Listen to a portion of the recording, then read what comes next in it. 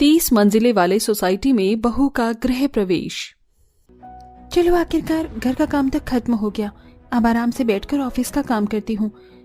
कितनी सारी प्रेजेंटेशन तैयार करनी है मुझे। लगता है आज पूरा छुट्टी का दिन ही प्रेजेंटेशन बनाने में ही निकल जाएगा।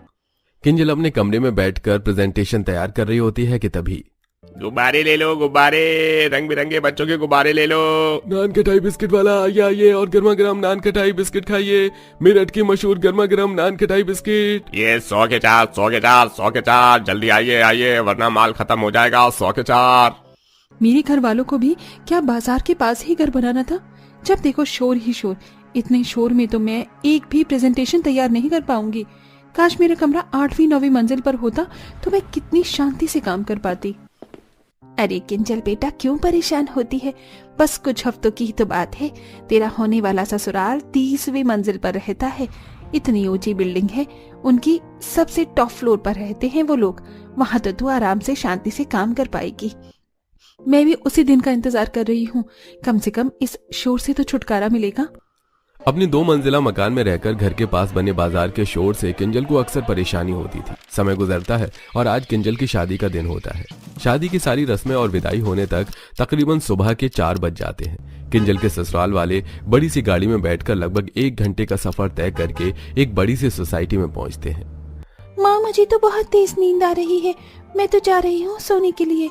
बेटा, थकान तो सभी को है, लेकिन अभी तो गृह प्रवेश भी करना है। चल अपनी भाभी को लेकर आ, मैं तब तक लिफ्ट के पास जाती हूँ। सभी लोग जैसे ही लिफ्ट के पास जाते हैं तो लिफ्ट खुलने का नाम नहीं लेती। अरे नकुल बेटा, ये लिफ्ट क्यों नहीं खुल रही है? कितनी बार बटन दबा दिया मैंने लिफ्ट का। कल तक तो लिफ्ट बिल्कुल ठीक थी, यहाँ तक कि रात को भी जब हम बारात के लिए निकले थे तभी तो हमने लिफ्ट का ही इस्तेमाल किया था। कहीं ये लिफ्ट खराब तो नहीं हो गई? अरे सुषमा जी, सही कहा आपने, लिफ्ट खराब हो गई है। लिफ्ट की वायरिंग में कुछ परेशानी हो गई है। तो आपने अभी तक इसे ठीक क्यों नहीं करवाया? ये सोसाइटी की लिफ्ट है, लोगों के आने जाने में कितनी परेशानी होगी। हमने तो सेक्रेटरी साहब से रात में ही शिकायत करी थी, उन्होंने अभी तक कोई जवाब नहीं दिया है। अब हम क्या करेंगे? बिना लिफ्ट के 30 मंजिल कैसे ऊपर चलेंगे? मेरे तो अभी से ही घुटनों ने जवाब दे दिए हैं। सुषमा अपनी नई नवेली बहू, बेटे और बेटी के साथ सीढ़ियों के पास जाकर खड़ी हो जाती है। पूरा परिवार सिर्फ सीढ़ियों को ही घूर घूर कर देख रहा होता है। माँ, अब हम क्या करें? मुझे तो बहुत तेज नींद आ रही है। हम इतनी ऊपर तक कैसे जाएंगे? 4-5 मंजिल की बात होती तो समझ में भी आता, लेकिन पूरी 30 मंजिल है। बेटा, ना जाने कब सेक्रेटरी साहब लिफ्ट वाले को बुलवाएंगे और लिफ्ट ठीक होगी। अब जब तक तो हम यहाँ नीचे रह नहीं सकते। चलो ऊपर वाले का नाम लेकर सभी लोग आगे बढ़ो। अब धीरे धीरे सीढ़ियां चढ़ना सभी लोग स्टार्ट करते हैं। 2-3 मंजिल तक तो वो आराम से सीढ़ियां चढ़ लेते हैं, लेकिन अब धीरे धीरे सभी को थकान होने लगती है। सबसे ज्यादा बुरी हालत जिसकी थी वो थी किंजल की। शादी के जोड़े में किंजल अपने कदम सीढ़ियों पर बड़ी मुश्किल से रख रही थी। नकुल, मेरी तो हालत खराब हो गई है। ठंड का मौसम है, लेकिन देखो ना कितना पसीना आ रहा है। हम सबका भी यही हाल है, लेकिन अब क्या करें? 30 मंजिला घर है तो चढ़ना तो पड़ेगा ही। सभी लोग थोड़ा चढ़ते हैं और फिर जीने पर जाकर बैठ जाते हैं। हाय रे मेरे घुटने, 6 महीने पहले तो ऑपरेशन हुआ था, अब दोबारा से दर्द शुरू हो गया। माँ जी, आपकी तो उम्र हो गई है इसलिए समझ में आता है, लेकिन मैं क्या करूँ? मेरे तो घुटने, कमर, पूरा शरीर ही थक गया है। मुश्किल से सिर्फ 10 मंजिल ही क्रॉस की है हम लोगों ने। अभी तो पूरे 20 मंजिल बाकी हैं। कहीं 3री मंजिल तक पहुँचते पहुँचते हमारा राम राम सत्य न हो जाए। बड़ी मुश्किल से पूरा परिवार एक दूसरे का हाथ थाम कर बार बार जीने पर बैठकर पैर लगड़ते हुए 10 मंजिल और पार कर लेता है। इतना काफी है, अब तो एक कदम भी आगे नहीं बढ़ाया जाएगा। मैं तो यहीं बैठ रही हूँ। माँ जी, थोड़ी देर आराम कर लेते हैं, अब तो बिल्कुल भी ताकत नहीं बची है। पूरा परिवार 20वीं मंजिल पर बैठ जाता है कि तभी एक फ्लोर का गेट खुलता है और उसके अंदर से एक बहुत बड़ा कुत्ता बाहर निकलता है। उस कुत्ते को देखकर सभी लोग इतना डरते हैं कि जितनी तेजी से वो ऊपर आए नहीं थे, उससे दुगनी तेजी से वो लोग डर के मारे नीचे उतर जाते हैं और दोबारा जाकर सीधा 10वें माले वाले पर रुकते हैं। कितना बड़ा कुत्ता था! मुझे तो लगा कि हम में से किसी को कहीं वो खा ही ना जाए। हे भगवान, इतनी मुश्किल से तो हमने 20 मंजिल पार की थी। उस कुत्ते की वजह से हम दोबारा 10 मंजिल पर आ गए हैं। और ये क्या, मेरे गृह प्रवेश का समय तो 5 बजे था ना, अब तो सुबह के 9 बज गए हैं। इन 3-4 घंटे में हम 30वीं मंजिल पर भी नहीं पहुंचे हैं। लगता है पूरा दिन निकल जाएगा इस 30वीं मंजिल को पार करते करते। ऊपर वाले का नाम लेते लेते जैसे तैसे कर 2-3 घंटे की मेहनत के बाद आखिरकार पूरा परिवार 30वीं मंजिल तक पहुंच जाता है। जैसे घर का दरवाजा खुलता है तो आरती जाकर सीधा सोफे पर लेट जाती है। अरे ओ महारानी, सो कैसे रही है? किंजल बहू का क्या गृह प्रवेश नहीं करना? शाम को कर लेना गृह प्रवेश, अब तो 1 मिनट खड़े होने की भी ताकत नहीं आ रही है।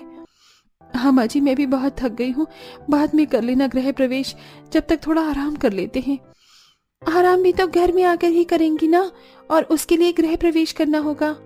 सुषमा किचन से थाली लेकर आती है और सादगी भरी तरीके से ही जल्दी से अपनी बहू का गृह प्रवेश कर देती है और अब सब अपने अपने कमरे में जाकर आराम करते हैं। 1-2 दिन शादी की रस्मों की वजह से उन सभी का सोसाइटी से बाहर जाना नहीं होता, लेकिन जैसे ही शादी की रस्में खत्म होती हैं अब सभी अपने कामों में लग जाते हैं। किंजल भी एक कंपनी में जॉब करती थी और शादी के बाद किंजल ऑफिस जा रही थी। किंजल जैसे ही लिफ्ट के पास जाती है तो देखती है कि लिफ्ट अभी तक ठीक नहीं हुई है। ओह गॉड, ये क्या? ये लिफ्ट तो अभी तक खराब है। अब क्या मुझे 30 मंजिल सीढ़ियों से उतरकर जाना पड़ेगा?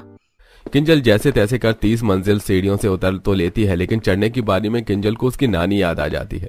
बार बार हर रोज 30 मंजिल सीढ़ियों से उतरने चढ़ने की वजह से किंजल कई दिनों से ऑफिस भी लेट पहुंच रही होती है। किंजल, अगर शादी की कुछ ज्यादा ही रिस्पॉन्सिबिलिटी आ गई है तो तुम ऑफिस छोड़ क्यों नहीं देती? रोज रोज लेट आना नहीं चलेगा। सर, मेरा फ्लोर 30वीं मंजिल पर है और लिफ्ट खराब हो गई है, इसलिए उतरने चढ़ने में ही आधा 1 घंटा निकल जाता है। ये तुम्हारी प्रॉब्लम है, मेरी नहीं। या तो तुम टाइम पर आओ या फिर रेजिग्नेशन दे दो।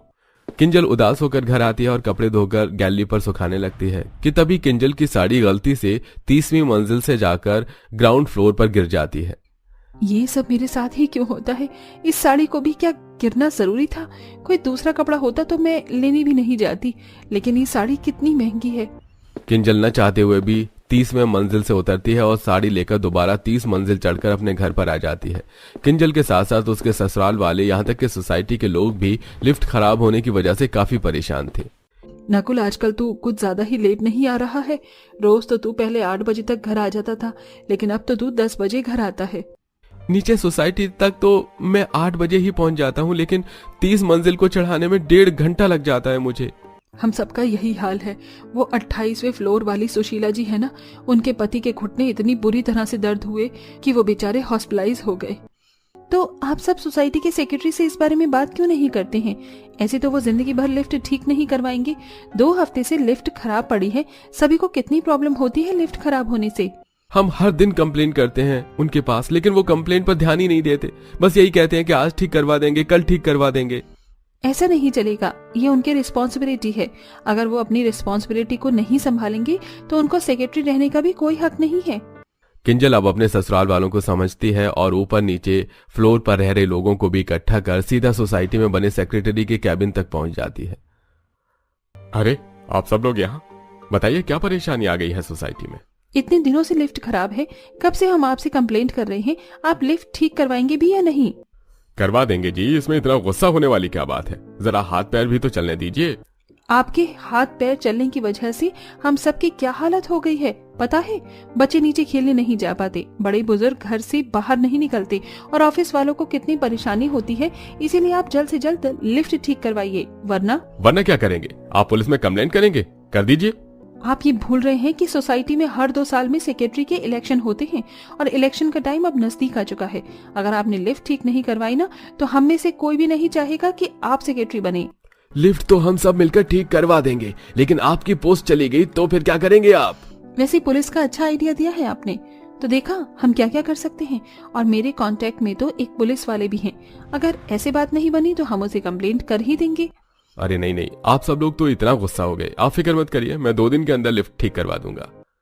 सोसाइटी वालों की बात से डरकर सेक्रेटरी आखिरकार 2 दिन के अंदर लिफ्ट ठीक करवा देता है, जिससे अब सभी सोसाइटी वालों को ऊपर नीचे चढ़ने में बिल्कुल भी दिक्कत नहीं आती और अब किंजल भी ऊपर नीचे के अपने सारे काम आसानी से कर पाती है। शहरी बाजार में एक मोमोज पानी पूरी की दुकान है, जिसके बाहर एक रेहड़ी खड़ी है और अंदर दुकान में गरीब सास बहू सफाई कर रही हैं। तभी दुकान का मालिक मोमोज और गोलगप्पे के कट्टे लाकर दुकान में उसी गंदी जगह पर रख देता है। अरे मालिक, ये आपने क्या किया? इतनी गंदी जगह पर मोमोज और पानी पूरी रख दिए। मैं यहाँ सफाई कर तो रही थी। अरे तो क्या हो गया, रख दिया तो। हाँ, अब सफाई बाद में करना, पहले हमारे स्पेशल मोमोज पानी पूरी बनाओ, बाहर ग्राहकों की भीड़ जमा है। पर मालिक, ये तो खराब हो गए हैं। हम क्या अपने ग्राहकों को खराब मोमोज पानी पूरी खिलाएंगे? ऐसे तो उनकी तबीयत खराब हो जाएगी। तुम दोनों सास बहू बहुत बोलती हो। मैं तुम्हें यहाँ मेरे ग्राहकों को मोमोज पानी पूरी खिलाने के लिए पैसे देता हूँ, ना कि तुमसे जुबान चलाने की।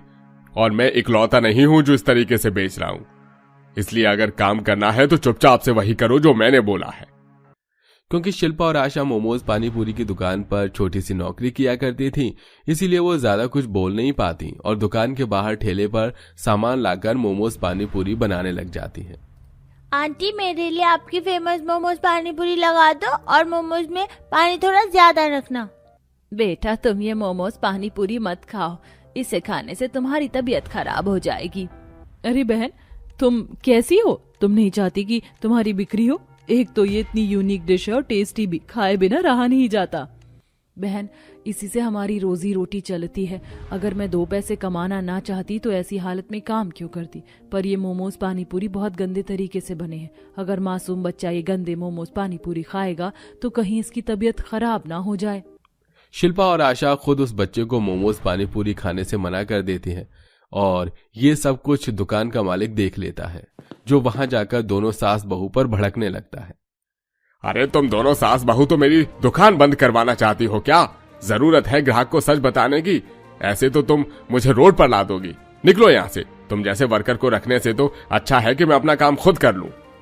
इस तरह मालिक दोनों सास बहू को नौकरी से निकाल देता है, जिसके बाद दोनों सास बहू निराश अपने घर जाती हैं। माँ, दादी, आप दोनों आ गए क्या? आज भी आप दोनों मेरे लिए मोमोज पानी पूरी लाई हैं? मुझे वो मोमोज पानी पूरी के पानी के साथ बहुत अच्छे लगते हैं खाने में। नहीं बेटा, हम आज तुम्हारे लिए अपनी दुकान का फेमस डिश नहीं ला पाए, क्योंकि वो जितना फेमस है उतना ही बेकार है। और इसी के चलते मालिक ने हमें नौकरी से भी निकाल दिया, क्योंकि हमने लोगों की हेल्थ के साथ खिलवाड़ करना नहीं चाहा और अपने दुकान पर आए ग्राहकों को सच बता दिया। बहू, अगर आज मेरा वो निकम्मा बेटा हमारे साथ होता तो हमें नौकरी जाने का इतना दुख ना होता। पर मेरा बेटा निकम्मा रहेगा, खुद तो कुछ कमाता नहीं था और हमारी कमाई उड़ाता था, इसीलिए मैंने उसे घर से निकाल दिया। पर अब सोच रही हूँ कि मुझे उसे निकालना नहीं चाहिए था।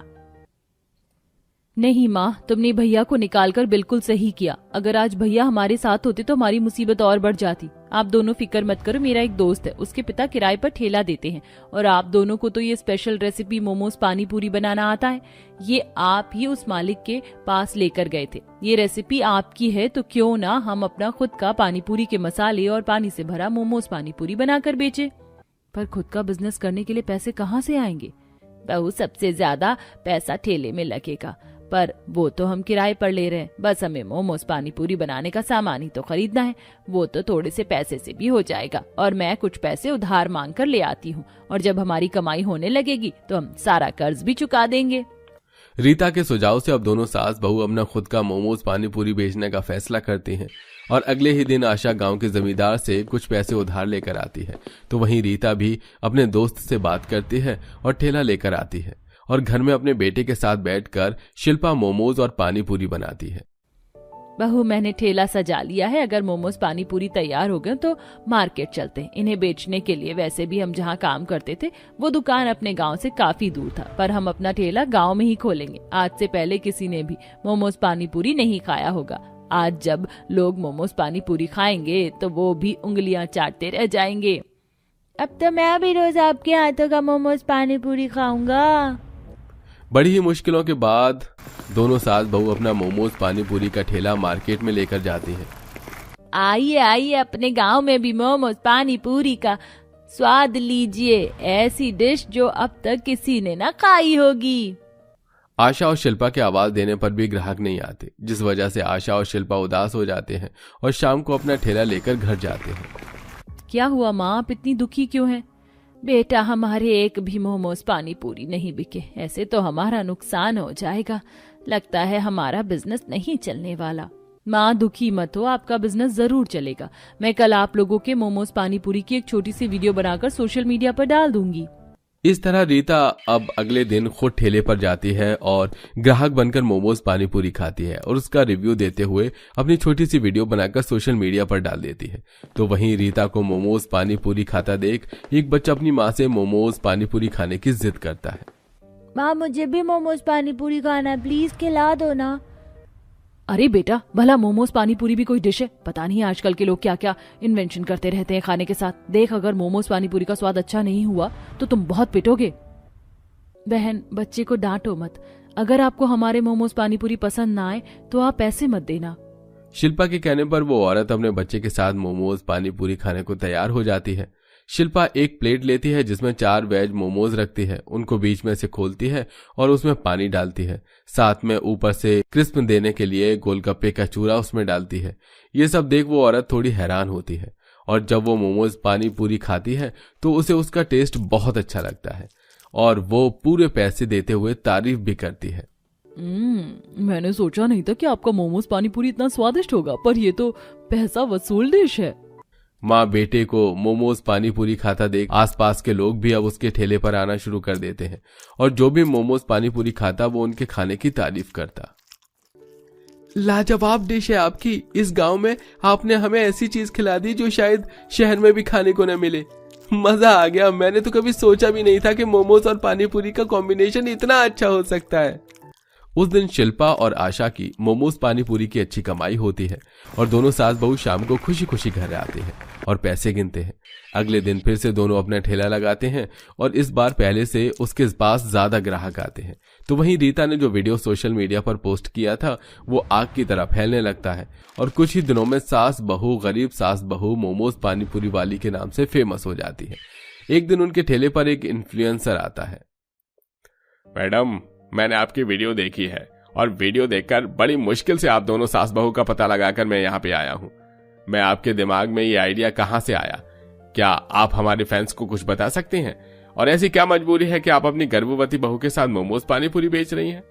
भाई साहब, गरीबी ही हमारी मजबूरी है और ये आइडिया बस ऐसे ही आया कि मोमोज और पानी पूरी को मिलाकर देखते हैं कि क्या बनता है।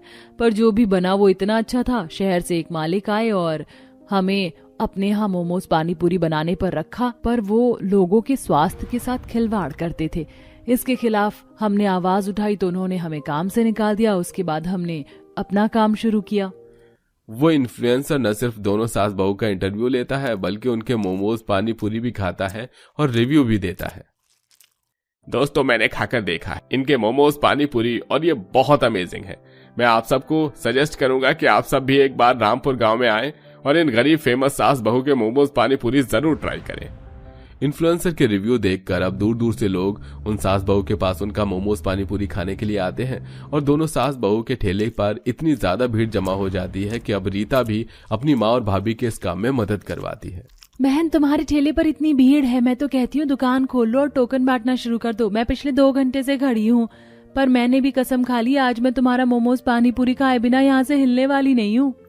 अरे आंटी, मैंने भी बहुत नाम सुना है इनका। मेरी भी बड़ी इच्छा है इनके मोमोज पानी पूरी खाने की।